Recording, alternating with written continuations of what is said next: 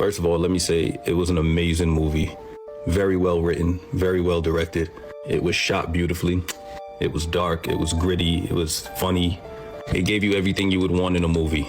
Good story, good plot points. There was sex, there was violence, there was love, there was sadness, there was jokes. It was cohesive, it was well thought about. It was historically accurate in regards to the Jim Crow era. Phenomenal film through and through. But something tells me that the reaction that you are waiting for is not a reaction on the movie per se, but the hypotheticals within the movie. I said it once and I'll say it again. There are certain tales that are told about vampires for the sole reason of making humans, us, feel like we're safe. They're also told to bump up the drama, to give the drama a little boost, to enhance the conflict between your protagonist and your antagonist. For there to be deep drama and great conflict, the goals of the protagonist have to directly conflict with the goals for the antagonist. In Sinners, one of the goals of the protagonist is to protect himself and his people. The goal for the antagonist is to turn humans into vampires and or eat them. Now, hypothetically, in the real world, vampires don't need your permission to come into your house or wherever you are dwelling at the moment. That's not a thing, hypothetically. But to keep this kind of conflict going within a movie, you have to give the weaker bunch something that stops the antagonist. It's like the tiny stone that took down Goliath. You got to give him a stone. And that stone is not allowing vampires to come in unless they're invited. Being told that all you have to do is stay inside and not invite them in is a really good way to keep people feeling as though they're safe. People nowadays don't really believe in that as much, but in the 1920s, they absolutely believed that. The reason why this is believable is because there was a way to keep vampires not only out of your house, but miles away from you, and that's with pink roses. So if you just so happen to have pink roses outside of your house in the 1920s, then you might believe that you were protected because you never invited them in. Another thing that was very much so believed in the 1920s was vampires don't like garlic. Being told that vampires don't like garlic was widely believed because people needed something to believe in. Anyone who believed that never really had any proof. They just believed it because they were told it. Why? Because they need something to believe in. They need something that makes them feel safe. The funny thing, though, is that garlic is a natural blood thinner. So do with that as you must. The most intriguing thing about this movie to me was this character. And I'm really trying to figure out how Ryan Coogler figured this out. This is Sammy, Stack and Smoke's little cousin.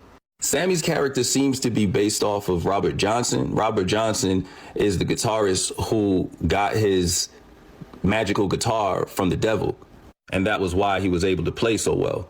Now, in the film, Sammy's father keeps making reference to Sammy playing around with the devil. He says, you keep playing around with the devil, your day's gonna come, judgment day's gonna come, you gotta stop playing with the devil. He also seems to become really good at the guitar really fast. They don't say that, but it seems as though he becomes good out of nowhere. There's a point in the movie where he's riding around in a car with Stax and he starts to play his guitar for Stax, and Stax is blown away by how well he plays the guitar and by how well he sings. Granted, Stax and Smoke had been away in Chicago doing their thing for years. So yes, obviously he could have learned to play the guitar within those years that they were gone. But it's how well he was playing that surprised the hell out of him. Also, this guitar was given to Sammy by Stax and Smokes. So that's what I mean by his character kind of loosely being based off of Robert Johnson, because Robert Johnson gets his guitar from the devil. He got his guitar from his cousins. You could low-key say Ryan Coogler was doing something with that because his cousins were up to some devilish shit, and really nobody in the town wanted to fuck with them. Like they knew, like everybody in the town knew who Stax and Smokes were. Nobody really wanted to fuck with them like that, right? And who else you don't want to fuck with like that? You don't really want to fuck with the devil. But I might be reaching.